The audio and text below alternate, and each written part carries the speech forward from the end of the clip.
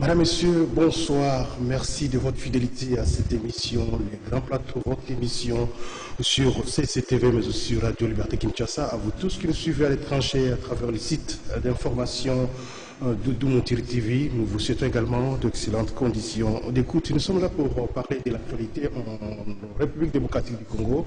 Et l'actualité, vous le savez, reste dominée notamment par la situation de sécurité à Goma. Nous sommes là dans la province du Nord Kivu avec ce qui s'est passé dans la journée de lundi, les échanges et aussi la manifestation de la population contre la MONUSCO, mais aussi contre l'insécurité qui se vit dans cette partie du pays pendant plusieurs années. Nous allons en parler dans cette émission, mais aussi la question de l'élection du rapporteur adjoint de l'Assemblée nationale. Le député Jacques Lungwana du MLC a été élu, vous le savez, le mercredi 21 novembre dernier, à ce poste de rapporteur resté vacant depuis l'installation du bureau définitif.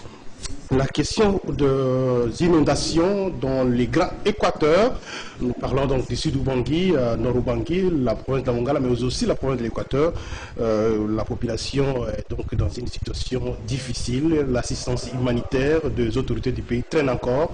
Nous allons également en parler dans cette émission. Et pour débattre de toutes ces questions, nous recevons pour vous, dans ces grands plateaux, le député national Hardy Ngomoyoto.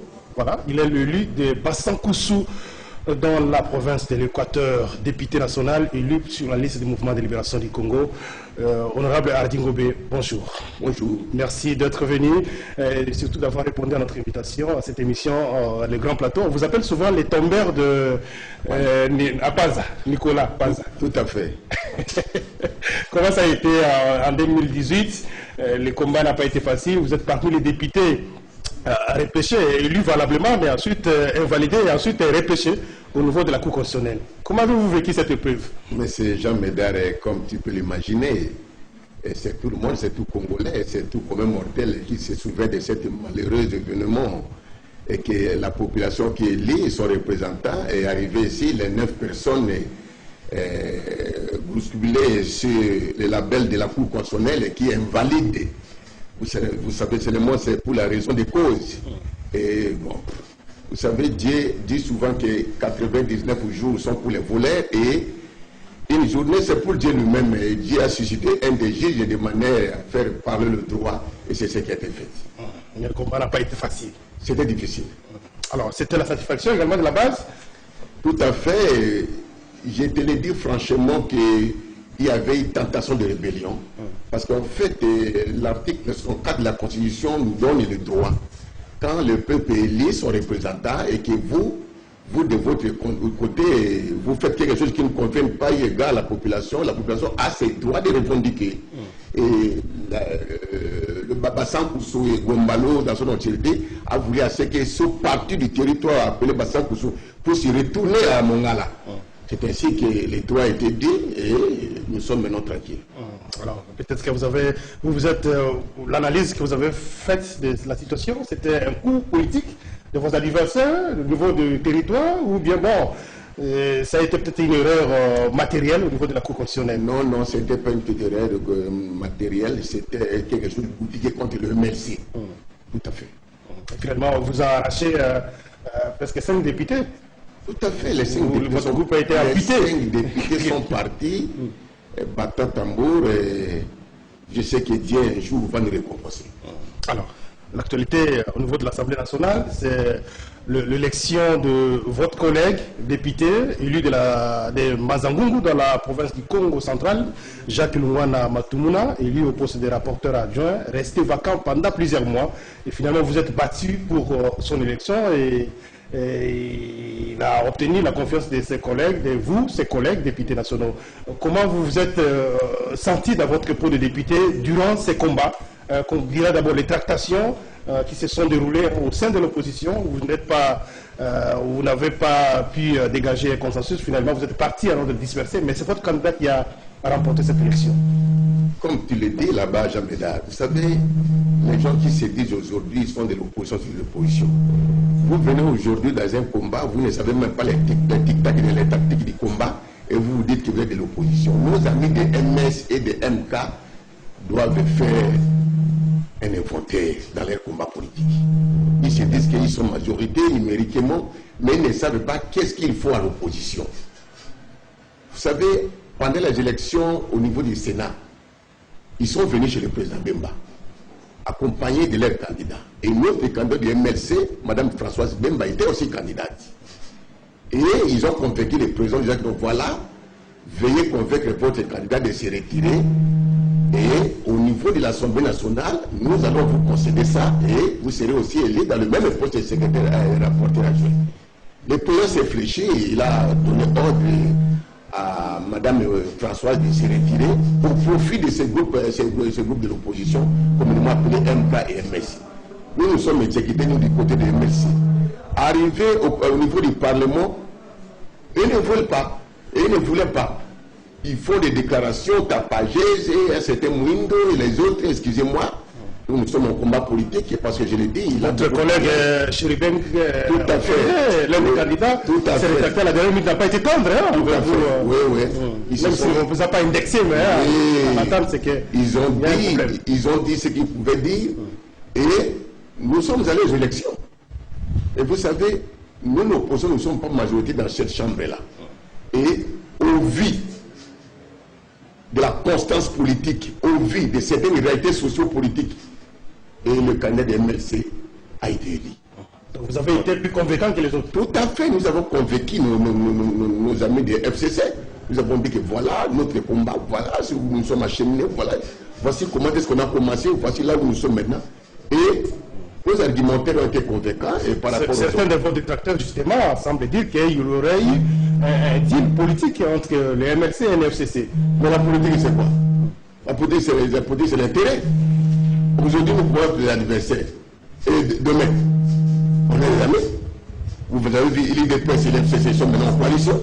La politique, c'est ça. C'est un problème d'intérêt. Donc ça dépend des circonstances. Tout à fait. Ce que vous cherchez à ce moment. Oui, c'est ça. C'est ça la politique.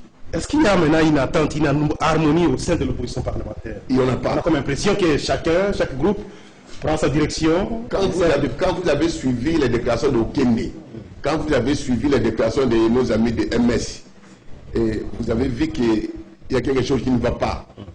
Ils veulent maintenant voler par leurs propres ailes. Et nous aussi, nous sommes les gens de MLC, nous sommes là. Nous naviguons. C'est un peu ça. Alors comment pourriez-vous alors réussir s'il y a un combat, vous avez la bataille qui vous reste, celle de l'élection ou de la désignation du porte-parole de l'opposition. Si vous n'arrivez pas à vous attendre qu'avec vos collègues de Ensemble et les autres, comment allez-vous atteindre donc cet objectif? C'est vrai que peut-être que les MLC pourraient certainement avoir des ambitions à ces postes de porte-parole de l'opposition. Jamais d'art. Les MLC, normalement, je ne sais pas, je ne suis pas le grand décideur des MLC, mais je sais que dans notre combat politique, le poste-là de porte-parole nous importe peu. Ça ne sert à rien. Donc ce n'est pas l'enjeu pour vous. En 2006, en 2011, c'était la même chose. Le président de la Chambre basse, il est de FCC. Le président de la Chambre haute, est-ce qu'auront-ils cette volonté-là de déclencher le processus pour désigner un porte-parole? Non. Jean-Louis Mabunda, la présidente de l'Assemblée nationale, a affirmé ce matin sur la RFI que de leur côté, les deux bureaux de l'Assemblée nationale du Sénat vont pouvoir se mettre en action pour vous faciliter vous de l'opposition, afin que vous arriviez à vous désigner un porte-parole. Je ne mets pas en cause les propos de notre présidente de la Chambre basse. Mais vous savez, en politique, il y a toujours des déclarations. Elle peut dire quelque chose, mais demain changer. C'est comme ça la politique. Mais je ne crois pas. Moi, je donne 32% de chance. Moi. Pour la désignation des porte-parole de l'opposition. Tout à fait. L'organisation du processus ou bien pour la désignation? Le processus dans son entièreté, vraiment, je ne suis pas convaincu que ça aura lieu. Je sais comment nos adversaires jouent-ils, comment ils jouent, comment ils manipulent. Je connais. Alors, vous êtes député national, je le rappelle, élu de la circonscription électorale de Bassan-Koussou, dans la province de l'Équateur. C'est probablement votre première expérience de siéger à l'Assemblée nationale. Dans ces premiers mois, comment vous vous sentez dans votre peau de député national? Comment vous évaluez l'action parlementaire menée jusqu'à ce jour? Nous sommes là, c'est une institution, c'est là où le peuple se retrouve, c'est le berceau de la démocratie d'un pays donné. Et on est là, on observe, nous sommes dans la période d'observation.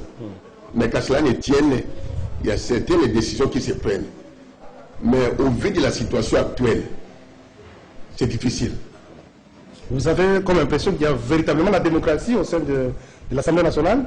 Je ne le crois pas, Jean-Médard Liboso. Ça, je le dis franchement, je ne le crois pas. C'est parce que vous êtes minoritaire, vous n'avez pas assez de marge de manœuvre pour contrecarrer les actions de vos collègues députés du FCC, qui sont numériquement forts et qui peuvent décider sans l'opposition. Jean-Médard, vous savez que l'Assemblée nationale est régie par un règlement intérieur. Quand bien même ce règlement intérieur a été adopté par la majorité écrasante des députés qui sont sur l'Assemblée nationale, mais ce règlement intérieur est violé même par les tenants de cette Assemblée. Vous voyez, dès lors, si nous sommes arrivés, vous venez de me poser cette question, et rapporter adjoint, ces problèmes allaient être réglés déjà en amont. Mais si nous sommes arrivés aujourd'hui, vous avez dit ça à l'élection, il y a le 21. Or, les problèmes devaient être résolus depuis longtemps. Depuis avril, hein? C'est la solution. Mais on s'est battu, nos représentants, c'est-à-dire pour nous, on sait que nous concerne les messieurs Lenga et consorts, ils ont débattu les problèmes, mais nos amis des FCC ont tenu Modikis. Alors, finalement, qu'est-ce qui a changé? C'est aussi une question que l'opinion se pose. Vous avez boudé les postes, estimant que c'était un petit poste, ça ne suffisait pas par rapport à votre poids numérique au sein de l'opposition. Mais 3 ou 4 mois après, vous êtes rebiffé. Vous êtes revenu sur votre décision et vous avez concouru à ces postes et finalement l'opposition siège au sein du bureau de l'Assemblée nationale. Qu'est-ce qui a changé dans l'entretemps? Jean-Médard, la politique est dynamique. Aujourd'hui, je peux te dire quelque chose et demain changer. Compte tenu des circonstances du moment. Et c'est ce qui a fait que nous puissions nous décider ainsi. Donc, difficile de croire la parole de politique congolais. Non, cela dépend des circonstances. Vous m'avez écouté parler. Cela dépend des circonstances. Parce que nous avons vu, nous sommes, au niveau des conférences des présidents, nous sommes minoritaires. Alors nous devons avoir quelqu'un qui peut nous représenter valablement là-bas, de manière à s'ajouter à ceux qui sont là-bas. C'est un peu ça. 1 sur 7. Ça représente quoi? Il n'y a pas de problème. On dit souvent, dans la Bible dit aussi que 1 sur 1 million. Il peut y avoir 9 900 personnes qui ne croient pas la parole de Dieu, mais un seulement avec qui, vous savez, à l'époque de Noé. Donc, c'est difficile de vous faire confiance dans ce que vous déclarez, dans ce que vous faites. Il faut chercher peut-être à savoir ou à pénétrer la réalité que vous faites au niveau dans l'ombre, surtout dans l'ombre. C'est ce qui compte en politique. La politique, c'est l'art de diriger la cité. Mais quand vous dirigez la cité est composée des hommes et des femmes. Quand vous les dirigez par les mensonges, ça ne va pas. Moi, je crois que c'est souhaitable de parler aux gens la vérité que de parler des mensonges. On peut dire que c'est seulement une méthodologie, une pédagogie à bien gérer la cité. C'est-à-dire quoi? Aujourd'hui, Jean-Médard, moi je trouve que cette table-là, de votre ami, soit X, Y, enlevez cette table, mettez ses côtés ici. Enlevez ça, mettez... C'est ça la politique. C'est la manière d'orienter à une façon de la population dans cette planète Terre, d'une manière de vivre, d'une façon de vivre tout simplement. Et quand vous êtes aux commandes de cette population, il faut avoir des méthodologies. Alors, en termes de bilan, maintenant, vous du MLC, hormis le poste de rapporteur adjoint, est-ce que vous occupez quelques commissions? Est-ce que vous vous retrouvez dans la gestion des organes techniques de l'Assemblée nationale? C'est une très belle question posée, Jean-Médard. Nos amis de MS, nos amis de MK, ils ont cru qu'en cherchant à prendre toutes les commissions qui nous ont été cédées, ils croyaient que nous, ils allaient prendre tout cela. Mais quand ils ont osé, parce que le conseil de vice-président de la commission ECOFIN, ils ont mordu Modikis, ils ont mordu la poussière. Là, il y avait un de leurs dissidents, à la personne de M. Bokolombe, et quelqu'un de mes élections de la majorité ont voté pour Bokolombe, qui était le leur. Parce qu'ils ont convoqué des réunions sans Bokolombe. Bokolombe a dit que non, moi je suis candidat. ils n'ont pas voulu associer Bokolombe dans leur prise de décision. Bokolombe s'est décidé de poser sa candidature. Et il est passé par l'apport des gens de FCC. Alors, c'est ce qui s'est fait quand nous étions ensemble avec eux. Ils ont cru qu'avec les 11 postes qu'on nous a donnés, ils pouvaient prendre toutes les présidences des commissions. Nous, on les a laissés. Nous avons pris seulement une commission qui était la commission socio-culturelle et l'autre commission là, et les droits de l'homme. Et là, ils ont aussi mordu la poussière. C'est un peu ça. Vous savez, il faut qu'ils comprennent aujourd'hui quelque chose. Ils sont sortis de cette composante politique de FCC. Hier, ils étaient là-bas. Et ils doivent savoir comment est-ce qu'ils sont sortis. Là, leurs amis d'hier ne sont pas contents d'eux. Parce que quand on reste ensemble, on connaît tous les secrets de la cuisine. On connaît. Alors, ils doivent tirer des leçons et tirer les conséquences. Donc c'est fini, c'est pour ça le message que vous voulez adresser. Il n'y a pas un message de conciliation? Est-ce qu'il y a un message de rapprochement? Je trouve que c'est difficile déjà. Je trouve que c'est difficile parce que nous avons déjà franchi la ligne rouge. Au niveau des déclarations qu'ils ont faites là, en tout cas c'est déjà difficile. Je crois que prochainement, l'MSC va tirer des leçons. C'était une surprise pour vous? C'était une surprise. Vous avez toujours fait confiance à des gens? C'est difficile. Qui vous retournent souvent. C'est difficile.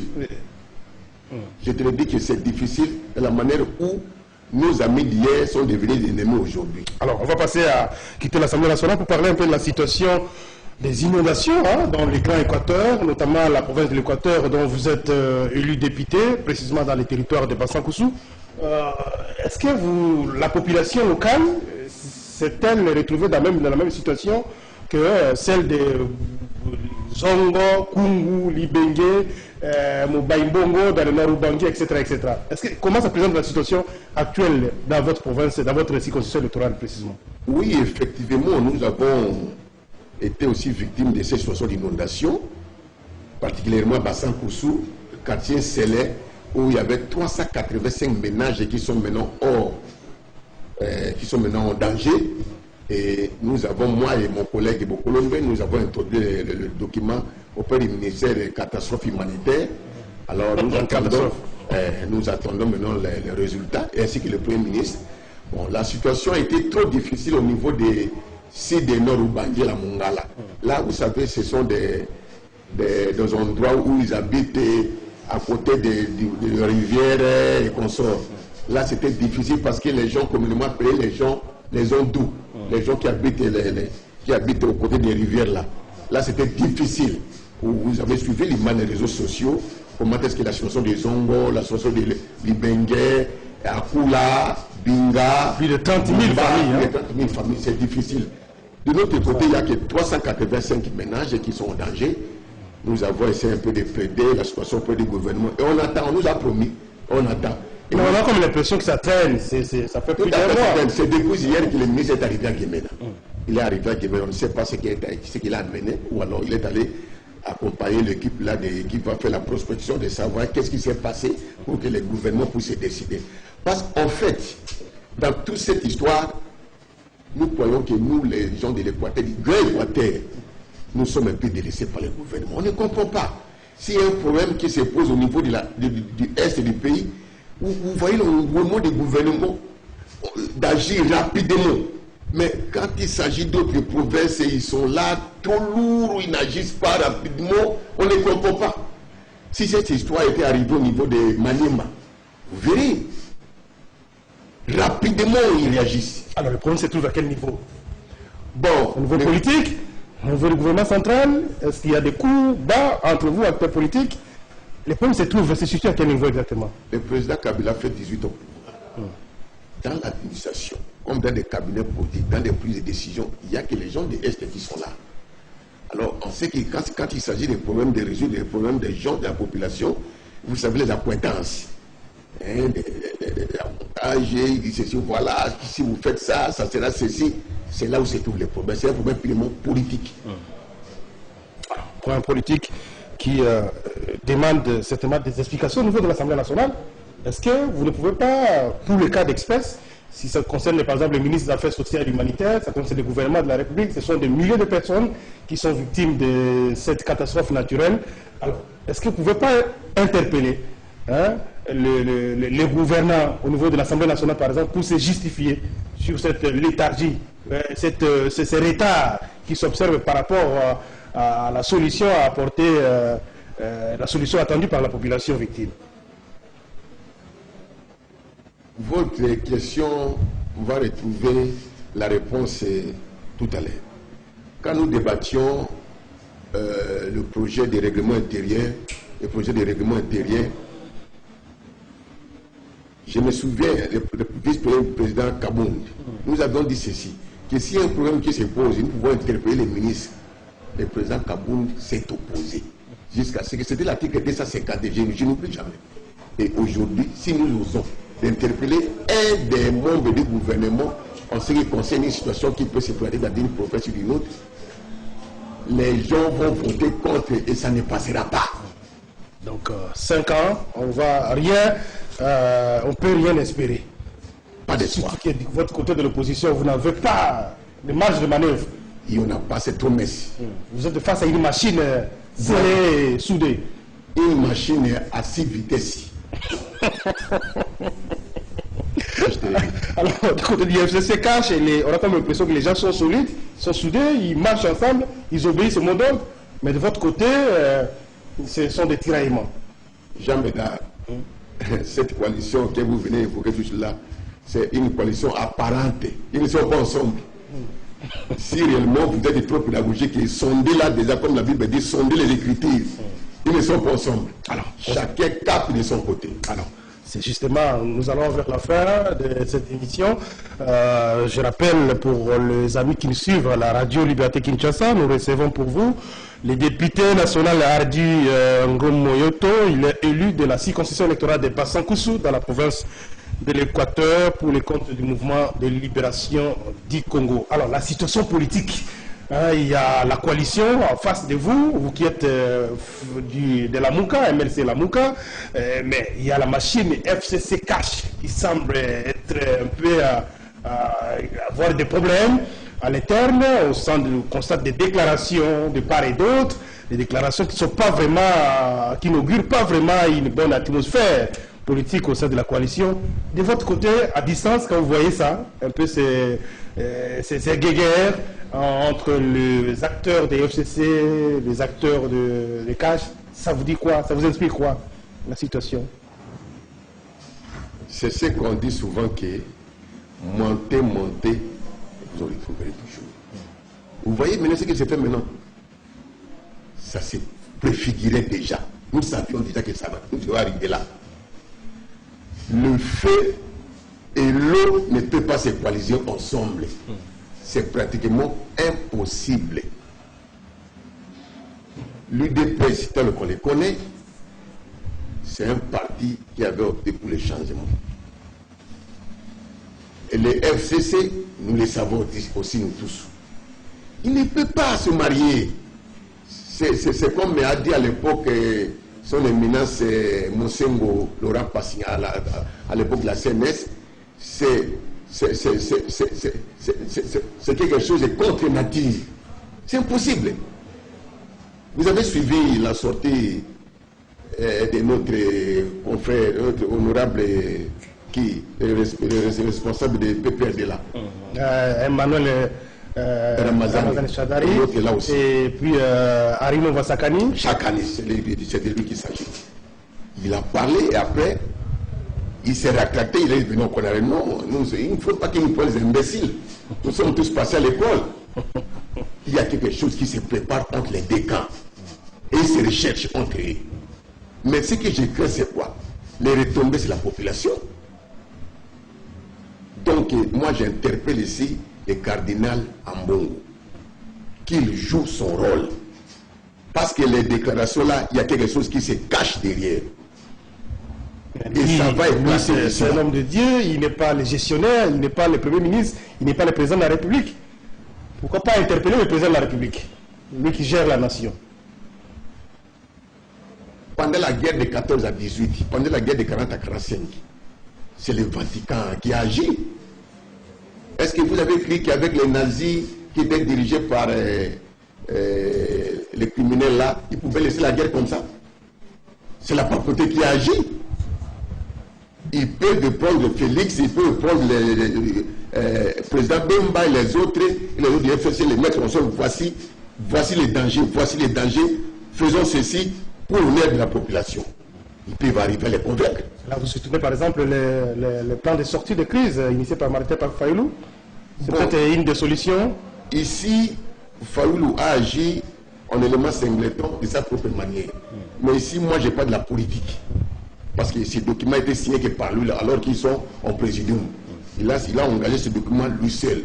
Maintenant, ici, moi, je propose seulement au cardinal Ambongo de se prendre en charge, de manière à convaincre les belligérants pour que les pires n'arrivent pas. D'accord, merci beaucoup. Je souhaiterais que vous puissiez placer même un petit mot à Lingala. Bientôt, vous serez à la base. Hein? Est-ce que vous y étiez déjà depuis que vous siégez à l'Assemblée nationale? Parce que on se rappelle, beaucoup d'entre vous, députés, ont toujours eu des problèmes au niveau de leur base, parce qu'une fois proclamé député, ils ne reviennent plus à la base. Alors, vous, les rapports avec votre base, vous y étiez déjà ou vous comptez y aller pour rendre compte de ce que vous avez déjà mené au niveau de l'Assemblée nationale? Vous savez, quand un député est élu dans une circonscription électorale, il est de cette circonscription-là. L'obligation est faite à chaque député de rendre compte et d'amener les rapports. C'est la raison d'être même de l'Oumana qui vient d'être élu à ce bureau-là. Nous devons amener nos rapports parlementaires de manière à faire de ça une recommandation auprès du gouvernement. Je dois me rendre. J'ai voulu me rendre à la vacance du mois de juin, mais je n'ai pas pu partir parce que vous savez, cette histoire de la Cour constitutionnelle nous a pris beaucoup de temps. Vous avez été bloqué. À partir du 15 décembre, je serai là. Quand je serai de retour de l'Europe, je serai là pour rendre compte. Alors, honorable Ardi Ngom Moyoto, Mouponami ya Basankusu, nalingi placement muke pona ba problème ya Basankusu. Basankusu, les alliés territoire na kati ya Équateur. Mais qu'à la tête, on a une inondation, on a salami na Zongo, salami na Libenge, salami na Kungu, Boudjala, Norubangi, Mongala. Situation pèse, là, signalé par Abino, mais apparemment, ils ont pas mingité. Est-ce que la situation est maîtrisée? Solution, c'est mon ami? Ndeko kaka ndenge wuti ko bawana nano solution monité. Baike bazomi na kaka ko na basango 385 mabota o bazana kati na kaka. Bamususu bazali bazako la kuna na procure pa na basango yango to kendeki ko baka mbela ngo e pa na ministre aux affaires sociales et catastrophe humanitaire et pa na ndeko wana to yebisi pe premier ministre nde balobaki soko landaki même na discours ya réplique ya premier ministre abaki te non kolongola si de nord ou bangi pe mongala bamususu bayeko bakisama nde ezalaki nde biso na ndambu na bandeko mosusu atwa pa poste e bamboka mosusu atwa pe pembe na mai nde yango tolobaki te soki bosali likambo bosaka likambo kaka ngambo moko te ezali république mpe bazali kokataka contribution na bato nyonso impôt ezalaka seulement mpo na province songolo te ezali mpo na baprovince nyonso nde ezali kofuta impôt soki likambo ezali basalaka mpo na bato nyonso alors tozali kolengela mpe na moni lobi mpe tokozonga soki na kotala réellement soki biso tozali mpe prise en compte na likambo yango tozali kokengela. Alors à part ça, situation lelo ya base ya Basankusu oyo tant aux autres des vacances, tant aux autres qui vont moment campagne, population aux autres tant aux pour naïo le bénabiso. Heureusement que c'est vraiment crucial que le gouvernement en bon cas il faut à répondre à la préoccupation que vous avez. Pour ne pas nabiso, il camboise bebo, il bali. Il cambona banjela, puis il cambona nguruka nabiso ngana biso. Biso to ibato yo to bika na masuwa. Na tango na kalakala ezaki te masuwa moto akatelanga na ye. Aye na libongo ati biloko ene masuwa ekiti mbandaka. Alors na yebisaki la fois passée qui basala makambo nyonso kasi babongisa biso mingana na biso na miluka po ete makambo esalema malele malamu. Parce que ozomona que moi lueur d'espoir que moi na tango zo ba contact que ba kokipe ko agir rapidement pour na Basankusu et se retrouver pour l'action gouvernement de nango. Oui, na zene qui a po ete bango balobi te bazali po na ekolo na zene qui a po ete mbé na biso kuyoka. Alors, honorable Ardi Ngomoyoto, merci d'être venu échanger avec nous dans les grands plateaux. C'est moi qui vous remercie. Merci beaucoup. Je rappelle que vous êtes député national élu de la circonscription électorale des Passants-Koussou dans la province de l'Équateur pour le compte du mouvement de libération du Congo. Avec vous, nous avons fait un tour d'horizon sur quelques questions d'actualité, mais aussi des questions sociales dans notre pays, la République démocratique du Congo. Merci à vous et merci à l'équipe technique. Moron Djambé était derrière les caméras de ce soir. Merci à Doudou pour la coordination. Ale Kabongo était à la régie avec l'assistance de Bruno Zinga. On se retrouve très prochainement. Merci et restez branchés sur la radio Liberté Kinshasa, sur CCTV, mais aussi suivez-nous sur Doudou Moutiri TV. Merci, au revoir.